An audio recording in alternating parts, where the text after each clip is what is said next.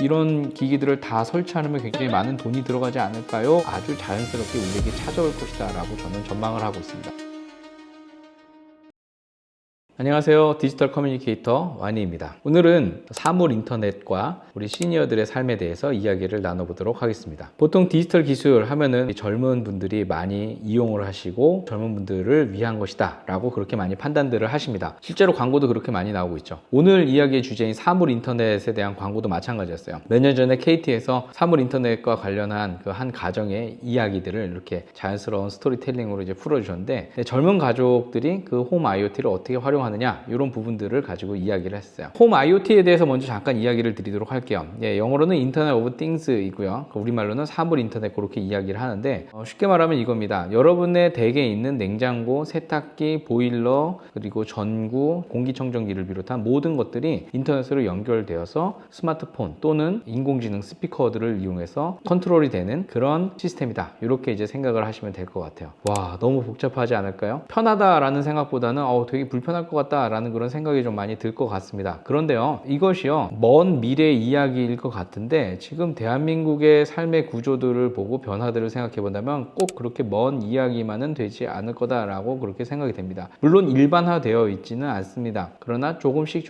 바뀌고 있어요. 여러분 댁에 최근에 구입한 가전제품을 한번 살펴보세요. 거기 옆에 보시면요, 인터넷 마크가 이렇게 있을 겁니다. 와이파이 마크 있죠. 그 얘기는 뭐냐면 여러분의 스마트폰으로 제어할 수 있는 기기다라는 거예요. 그리고 갤럭시 스마트폰을 쓰시는 분들은 거기 나와 있을 겁니다. 스마트 띵스라고 하는 그런 앱이 바로 그런 것들을 연결시키는 그런 앱이거든요. 그러면은 사물 인터넷이 집으로 들어온다? 이것이 과연 어떤 의미일까요? 그리고 이것이 과연 우리 부모님들께 어떠한 도움이 될 수 있을까요? 라고 한번 생각을 해볼 수가 있을 것 같아요. 사실 꽤 많은 상상을 해볼 수 있는 그런 주제라고 저는 생각을 하고 있습니다. 자, 한번 이렇게 생각을 해보면 좋을 것 같아요. 자, 여러분의 부모님들이 이제 점점 연세가 들어가면서 이제 거동이 좀 불편해지셨어요. 그러면은 멀리 떨어져 있는 자녀의 입장에서는 신경이 쓰이고 마음이 불편하겠죠. 그렇다고 당장 부모님과 같이 살겠다 이렇게 하는 것도 굉장히 무리가 있어요. 그러면 할 수 있는 방법은 뭐가 있을까요? 재가복지사들이나 이런 분들을 모시고 부모님들을 돌봐주세요 라고 하는 겁니다. 비용이 많이 들어가고요, 나라의 보조를 받는다고 해도 부담이 되는 건 사실입니다. 그리고 24시간 돌봄은 거의 불가능하죠. 자, 그런데 이렇게 한번 생각해 볼까요? 여러분의 부모님이 주무시는 침대가 스마트 침대다 라고 생각하면요, 여러분의 부모님이 그날 밤 동안 숙면을 취했는지 취하지 않았는지 그 데이터가 그 움직임을 통해서 분석이 되어서 자녀들의 스마트폰으로 전송이 된다면 어떨까요? 어제 우리 어머니가 잘 주무셨네, 또는 우리 어머니가 잘 못 주무셨네, 여러분들이 금방 알 수가 있겠죠. 그러면 그 다음날 아침에 전화하겠죠. 엄마, 어제는 잠을 잘 못 주무셨는데 무슨 일이 있으세요? 라고 이렇게 질문을 할 수가 있겠죠. 또는 아침에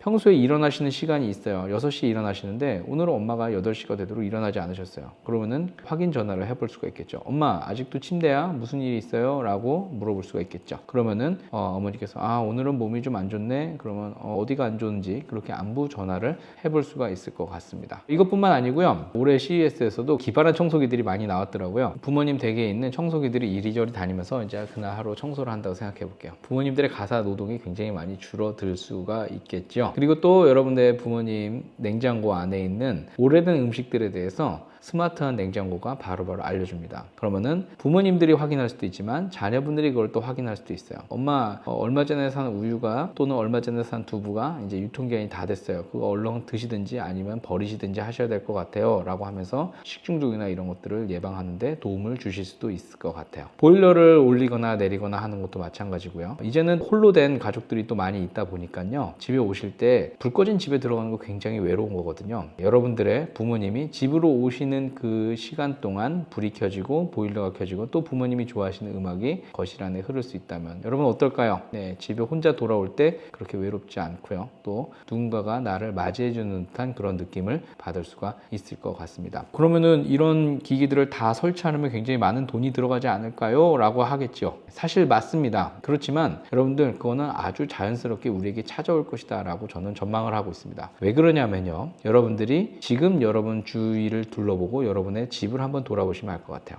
여러분, 대한민국에 보일러가 깔린 게 그렇게 오래된 일일까요? 생각보다 오래된 일 아닙니다. 대한민국에요, 화장실이 2개였던 것이 오래전부터 있었던 일이었을까요? 그렇지 않습니다. 여러분들 예전 드라마들 보시면 아시겠지만요. 예전에는요. 이불을 깔면 그게 침실이 됐었고요. 이불을 걷어서 식탁을 놓으면 거기가 다이닝룸이 됐었고요. 그릇들을 치우고 나서 거기서 공부를 하면 그게 바로 공부방이 됐었고요. 그리고 그것들을 다 치우고 같이 모여서 TV를 보면 그게 거실이 됐었어요. 방 하나가 굉장히 여러 가지 용도로 이제 사용이 됐었던 거죠. 화장실은 집 밖에 있는 것이 오히려 더 자연스러운 일이었었고요. 주방 또한 집 안에 있는 것이 아니라 약간 단차를 둔 차가운 공간에서 있었던 것이 사실이었습니다. 냉장고의 크기는 어땠을까요? 냉장고의 크기도 굉장히 작았고, 그리고 가스레인지가 없는 가정에서는 가스레인지 대신에 골로나 아니면은 아궁이에 불을 떼서 썼던 것도 사실이었습니다. 그런데 지금 대한민국에서 그런 집들 쉽게 찾아보기 힘들겠죠. 신축 아파트는 더 마찬가지입니다. 여러분 요즘 신축 아파트 어떻게 돼 있을까요? 기본으로 방이 3개고 그리고 화장실 2개. 예전에는 내 방이라는 것을 꿈꿀 수 없었던 그런 가족들이라면 이제는 내 방이 없는 게 이상한 그런 가족들이 되었습니다. 그만큼 집안의 시스템 자체가 바뀌었다라는 거예요. 그리고 또 한 가지 볼까요? 예전에는 에어컨을 따로 달아야 했어요. 근데 요즘 신축 아파트들 보면 대부분 에어컨은 매립형으로 기본 세팅으로 나오고 있는 경우도 굉장히 많이 있습니다. 자, 이렇게 많이 바뀌었어요. 보일러도 방마다 온도를 조절할 수 있게 바뀌었고요. 그 다음에 인터넷선도 곳곳에 들어올 수 있도록 그렇게 바뀌었어요. 이런 것들을 본다면 사물 인터넷이 우리 집안으로 들어온다? 이것은 먼 이야기가 아니고요. 아주 자연스럽게 기본 세팅으로 들어올 수 있는 가능성이 굉장히 높습니다. 즉, 여러분의 부모님들이 오래 사시게 된다면 여러분의 부모님들을 돌보는 게 사물 인터넷이 여러분들의 부모님을 돌보는 그런 시대도 가능하다라는 것입니다.